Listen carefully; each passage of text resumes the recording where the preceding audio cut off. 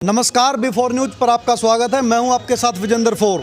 दोस्तों, जैसा कि आप सभी जानते हैं कि प्रदेश के अंदर सर्दियों का मौसम शुरू होने से जहां तापमान जो है वो लगातार गिरता जा रहा है, तो वहीं पंचायत चुनाव के माहौल के कारण जो सियासी तापमान जो है ग्रामीण अंचल का वो लगातार बढ़ता हुआ दिखाई जो है वो दे रहा है।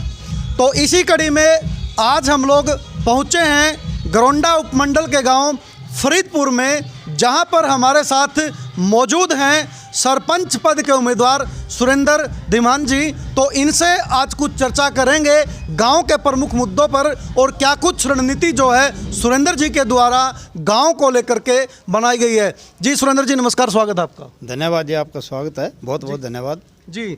सुरेंद्र जी, आपने आर्मी के अंदर जो है अपनी सेवाएं दी है और एक लंबा अनुशासन का सेना का जो अनुभव है वो आपके पास है। तो एक आर्मी मैन से आप एक पॉलिटिकल मैन की भूमिका निभाने के लिए आप तैयार हैं, तो इसके पीछे आपका क्या कुछ प्रमुख उद्देश्य है? प्रमुख उद्देश्य श्रीमान ऐसे है जी। आर्मी के अंदर तो अनुशासन की बहुत महत्वता है जी।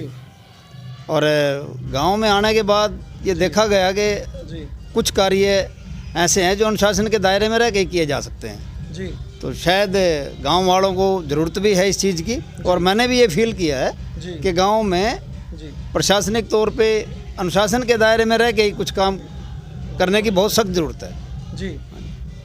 तो आपका चुनाव चिन्ह है वो 31 तारीख को मिल भी चुका है, तो क्या आपका चुनाव चिन्ह है? क्या चुनाव चिन्ह हमें मिला जी फलों की भरी हुई टोकरी जी। और ये संकेत भी है उस मालिक का, परवरदिगार का, माता रानी का जी कि पहले से ही उन्होंने अंदेशा व्यक्त करवा दिया है जी इन तथ्यों द्वारा जी कि गांव के जो विकास कार्य करने में हम अहम भूमिका निभाएंगे। जी। हमने एक लिस्ट तैयार की है गांव में जो विकास कार्य करेंगे उनके लिए। जी। तो सुरेंद्र जी ने बताया कि ऊपर वाले की कृपा से वो साफ संदेश जो है वो चुनाव चिन्ह के रूप में सुरेंद्र जी को दिखाई दे रहा है। तो फल का चुनाव चिन्ह जो है, फलों की टोकरी का चुनाव चिन्ह जो है वो सुरेंद्र जी को मिला है। तो सुरेंद्र जी, आप लोग गांव में अभी वोटों की अपील के लिए लोगों के पास जा रहे हैं, कैसा समर्थन, कैसा प्यार लोगों का आपको मिल रहा है? उस मालिक की बहुत बड़ी कृपा है जी। जिस भी बिरादरी में, जिस भी समाज में हम वोट मांगने के लिए जा रहे हैं जी, गांव वालों के कई मुद्दे हैं जो सामने आए हैं जी। और कईयों में तो हमने उनको भरोसा भी दिलाया जी। जैसे कि हमने अपने इस पर्चे में कई मुद्दे लिखे हैं, ये मैं आपको दिखाऊंगा। इसमें आप इसको करके दिखा सकते हैं। जूम प्लीज, कैमरामैन से मैं बताऊंगा कि जूम करके थोड़ा सा एक जो घोषणा पत्र जो है गांव का फौजी साहब जी के द्वारा जो है तैयार करवाया गया है, उसको लोगों को जो है वो साफ करके जो है वो थोड़ा दिखाइएगा। और कई समाज में जो नवयुवक हैं, नई पीढ़ी है, उसके द्वारा भी कई मुद्दे उठाए गए हैं जिसका मैंने भरोसा दिलाया इनको। यहाँ खेल का मैदान है, उस खेल के मैदान में आर्मी की तरफ से जैसे ट्रेनिंग की जाती है, ऐसे हम एक आर्मी पर्सन रखेंगे नौजवानों को ट्रेनिंग देने के लिए, ताकि गांव का उज्जवल भविष्य उन नौजवानों के हाथ में है। उनको अच्छी ट्रेनिंग मिले, अच्छा ट्रेनर मिले और सेना में भर्ती हों, पुलिस में भर्ती हों, गांव का विकास होगा। और दूसरा, हमने एक वाटर ट्रीटमेंट प्लांट के लिए जो सरकार की पहल है उसके तहत हम वाटर सप्लाई पे भी काम कर रहे हैं। गांव की गलियां में साफ़ सफाई का विशेष ध्यान रखा जाएगा। अभी जगह जगह कूड़े के ढेर, गंदगी, पानी की नियमित निकासी नहीं है, उसके बारे में भी मैंने आश्वासन दिया है कि यदि मुझे गांव इस लायक समझता है और सरपंच पद के उम्मीदवार से नवाजता है तो हम ये कार्य क्रियान्वित करेंगे। तो सरपंच उम्मीदवार सुरेंद्र धीमान फौजी के द्वारा गांव में चुनाव के लिए जो है एक अपनी तरफ से घोषणा पत्र जो है जारी किया गया है, जिसमें साफ तौर पर आप देख सकते हैं कि समाज के हर वर्ग, हर समुदाय का जो ख्याल है वो रखा गया है, जिनमें खासकर युवाओं के लिए खेल स्टेडियम के निर्माण की जो बात है वो निकल करके आई है। फौजी साहब, शिक्षा जो है गांव के अंदर एक बड़ा मुद्दा होती है, क्योंकि शिक्षा, एक अच्छी शिक्षा प्रदान करने के उद्देश्य से हर माँ बाप जो है अपने बच्चों को सरकारी स्कूलों की बजाय निजी स्कूलों में एडमिशन करवाता है, जिससे परिवार जो है वो आर्थिक बोझ के तले जो है दबता चला जाता है। तो क्या आपने शिक्षा के लिए कोई योजना अपने लेवल पे तैयार की है? मैं कई गांव में 1-2 प्राइवेट स्कूल है, जी। उनके टीचर से मेरी मुलाकात हुई है। जी तो उसके बारे में हमने सोचा है और गांव वालों को बताया भी है जी कि जो पैसा आप प्राइवेट स्कूलों में शिक्षा पे लगा रहे हो, जी हम गवर्नमेंट की सहायता से जी ऐसा अपने सरकारी स्कूल में एक सिस्टम तैयार करेंगे जी। ताकि गांव के बच्चे बाहर प्राइवेट स्कूलों में ना जाएं।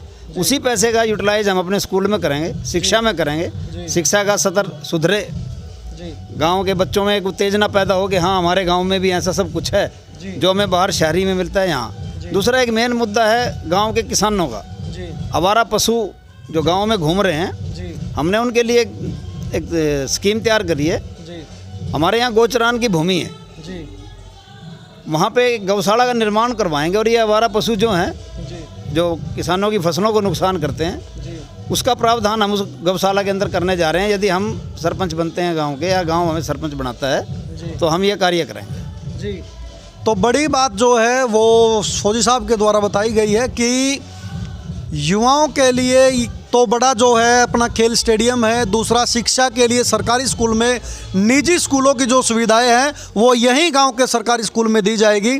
और अगला जो प्रमुख है, किसान जो हैं, आवारा जो पशुधन है, जिनके चलते जो बनी बनाई या पकी पकाई जो फसल है उनको ख़राब कर देती है, उसके लिए गांव की जो गोचरान की जो भूमि है उस पे गौशाला का निर्माण जो है वो कराया जाएगा यदि गांव उनको सरपंची में सफल बनाता है। फौजी साहब, आप किसे गांव के अंदर मुख्य प्रतिद्वंदी के रूप में देखते हैं? टोटल कितने उम्मीदवार गांव से? टोटल उम्मीदवार तो जनाब 8 हैं जी। 8 में मुख्य से प्रतिद्वंदी किसे मानते हैं? मुख्य प्रतिद्वंदी तो सभी है, एक तरीके से देखा जाए तो जी। सारे अपने आप भाई सभी सरपंच हैं जी। जब तक कोई निर्वाचित नहीं हो जाता। जी और मैं तो आर्मी से रिटायर हूँ। जी आर्मी में तो सिखाया जाता है कि भाई दुश्मन को कभी कमज़ोर मत समझो, जी सारे प्रत्याशी बराबर के हैं, आगे किस्मत तो मालिक जिसको भी नवाजेगा। जी। तो धीमान जी ने बताया है कि मैं खुद एक आर्मी मैन हूं और आर्मी में एक बड़ी बात जो है वो सिखाई जाती है कि दुश्मन को कभी भी कमज़ोर नहीं समझना चाहिए। जहां तक बात प्रतिद्वंदी की है तो हर उम्मीदवार जो है वो मजबूत है, लेकिन धीमान जी का मानना है कि गांव के हर वर्ग, हर समाज का आशीर्वाद, भरपूर प्यार उनको मिला हुआ है, जिसके नाते वो वादा करते हैं, दावा पेश करते हैं कि गांव उनको अब की बार जो है वो सफल ज़रूर बनाएगा। जी फौजी साहब, आप लंबे पिछले दिनों से जो है तैयारी कर रहे थे, गांव के हर सुख दुख में जो है बागी आप रहे हैं, तो ऐसे में कितनी प्रतिशत आपको चांसेस लगते हैं कि अब की बार तो जो है गांव विजयी बना ही देगा? वैसे तो पूरा सहयोग समर्थन हर वर्ग से मिल रहा है। जी मुझे 100% उम्मीद है कि अब की बार हम ही निर्वाचित होंगे। जी।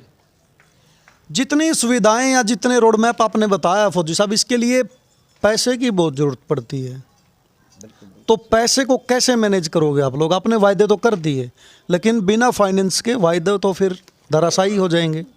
नहीं, फाइनेंस का जहाँ तक सवाल है, इसमें गांव की अपनी कितनी आमदनी है? गांव की आमदनी है, काफ़ी आमदनी है। जी जैसे भूमि है गांव में, उसका हर साल ठेका आता है, जी उसको भी यूटिलाइज गांव में अच्छे तरीके से किया जाएगा। जी और कुछ सहायता प्रशासन के द्वारा भी टाइम टू टाइम मिलती रहती हैं। जी यदि सही तरीके से उस पैसे का यूटिलाइज किया जाए, उसका यूज़ किया जाए जी गांव की सुविधाओं के लिए, तो सरकार की तरफ से बहुत पर्याप्त धन मिलता है। जी यदि सही तरीके से उसको लगाया जाए जी तो मैं नहीं समझता कि किसी बात की कमी रहेगी। जी। अगर गांव आपको सरपंच बना देता है, उसके लिए हमारी भी शुभकामनाएं आपके साथ हैं, तो सबसे प्रथम जो प्राथमिकता है वो आपकी क्या रहेगी गांव के लिए? सबसे पहली प्राथमिकता? सबसे पहली प्राथमिकता रहेगी पेयजल की। जी एक तो पेयजल की बर्बादी बहुत ज़्यादा हो रही है गांव में, जी सही यूटिलाइज नहीं, और पानी की निकासी। जी इसके साथ साथ स्वास्थ्य सुविधाओं के साथ ये मुद्दा जोड़ा जाएगा। जी कई जैसे कैंप लगवाना है, जी टाइम टू टाइम बुज़ुर्गों का, बच्चों का, जी गर्भवती महिलाओं का जी चेकअप है, ये सब मेन प्रमुख मुद्दे हो रहेंगे स्टार्टिंग में। दूसरा, हमने एक विचार किया है प्रशासन से मिलके, जी हर घर में गाड़ी न होने की वजह से गरीब तबका, मजदूर तबका टाइम पे इन सुविधाओं का लाभ नहीं उठा पाता है। जी यहाँ किसी की प्रेगनेंसी के दौरान डिलीवरी है, जी। प्रेगनेंसी के बाद की, या कोई इंसिडेंस ऐसा हो जाए, गांव में कोई हादसा हो जाए, जी तो हम ये सोच रहे हैं कि एक एम्बुलेंस का प्रावधान प्रशासन से मिलके जी गांव के स्वास्थ्य सेंटर पे किया जाए। जी उसमें एक ड्राइवर रखेंगे, जी भाई जिसको भी एम्बुलेंस चाहिए वो अपना ड्राइवर की दिहाड़ी दे, तेल डलवाए और ले जाए, फ्री सेवा।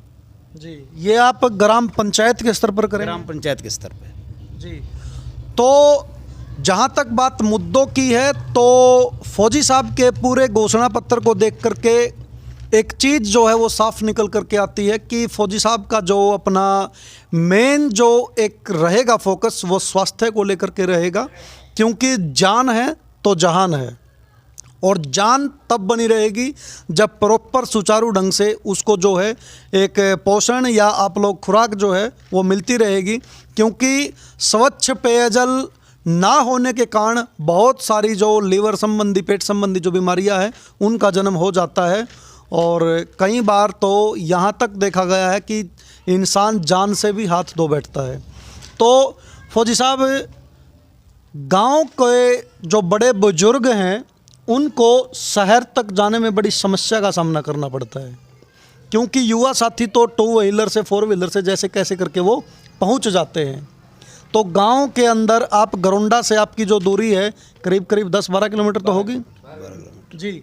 तो यहाँ से खासकर जो दिक्कत आती है वो आती है महिलाओं को, बेटियों को, बहनों को। उनको किसी से लिफ्ट लेकर के, सहारा लेकर के जाना पड़ता है। क्या आप ग्राम पंचायत के स्तर पे कोई प्रशासन से ऐसी कोई मांग, या ग्राम पंचायत के स्तर पर कोई ऐसी योजना आपने बनाई है कि जिससे गांव वालों को इस समस्या से भी छुटकारा मिल सके? देखिए, वैसे तो गांव हमारा एक करनाल डिस्ट्रिक्ट में है जी, परंतु ज़्यादातर जो बिजनेस है या पढ़ाई का जो स्तर के लिए बच्चे जाते हैं वो पानीपत में जाते हैं। जी, पानीपत से प्राइवेट बस चली हुई है जी, और टाइम टू टाइम आती रहती है, बट हम कोशिश करेंगे गवर्नमेंट से कि रोडवेज की बस लगाई जाए लड़कियों के लिए अलग से।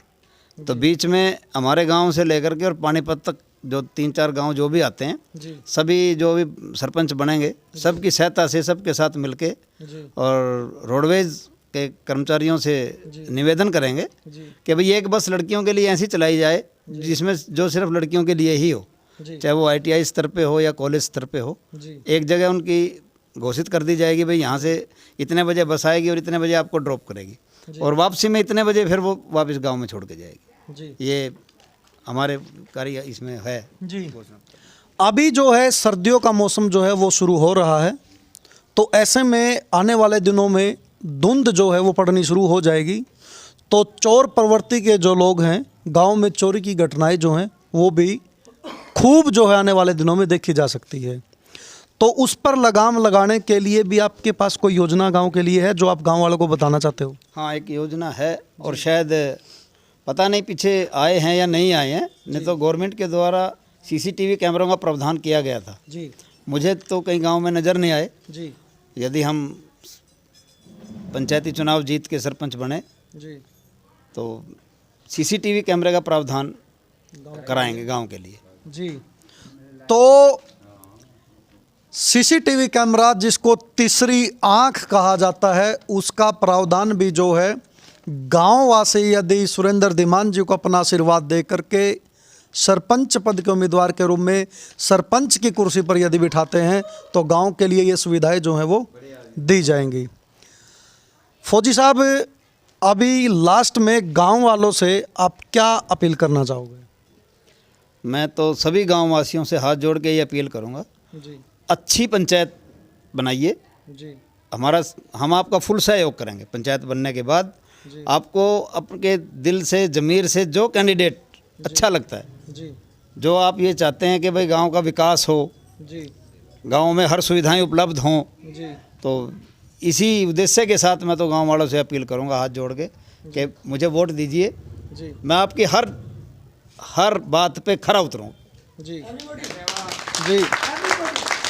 सरपंच साहब, वायदे तो हर कोई करता है, कहीं ऐसा तो नहीं हो कि आप चुनाव लड़ने के लिए सिर्फ वायदे कर रहे हैं, बड़ी बड़ी घोषणाएं कर रहे हैं, बाद में बड़े नेताओं की तरह आप लोग उस बात से जो है कहीं मुकर तो नहीं जाएंगे?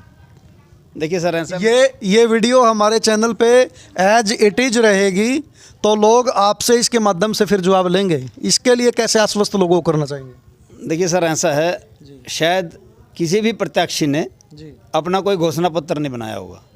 जी मेरे ख्याल से तो एक मैं ही ऐसा उम्मीदवार हूँ जिसने अपने घोषणा पत्र में ये सब चीज़ें लिखी हैं। जी और दूसरी बात, मैं आर्मी से रिटायर हूँ। जी मेरी कथनी और करने में अंतर है। जी मैं काम करने में विश्वास रखता हूँ, कहने में नहीं। जी वो तो गांव के लोग जब देखेंगे, समझेंगे, सोचेंगे, जी उसके बाद ये उठा के पर्चा देख सकते हैं भाई आपने। आपका पूरे गांव में रहेगा। हाँ बिल्कुल बिल्कुल, क्यों नहीं भाई। आप देखेंगे यदि कोई काम इसमें से नहीं होता है जी तो ये उठा करके बोल सकते हैं जी भाई फौजी साहब आपने ये वादे किए थे, आपने ये पूरे नहीं किए। जी। तो सुरेंद्र जी ने एक बड़ी बात गांव वालों के लिए कही है कि यदि ये काम नहीं किए जाते हैं तो फौजी साहब जो हैं वो गांव वालों से दूर नहीं हैं और कभी भी किसी भी वक्त जो है ये पर्चा लेकर के आ सकते हैं और वो हर संभव प्रयास जो है उसको पूरा करने के लिए करेंगे। तो साथियों, आपकी सुरेंद्र धीमान जी के बारे में आपकी क्या राय है कमेंट सेक्शन में ज़रूर बताएं। तो आगे अगली मुलाकात में फिर आपको रूबरू कराएंगे किसी नए सरपंच पद के उम्मीदवार से। तब तक के लिए मुझे दीजिए इजाज़त। नमस्कार, जय हिंद, जय भारत।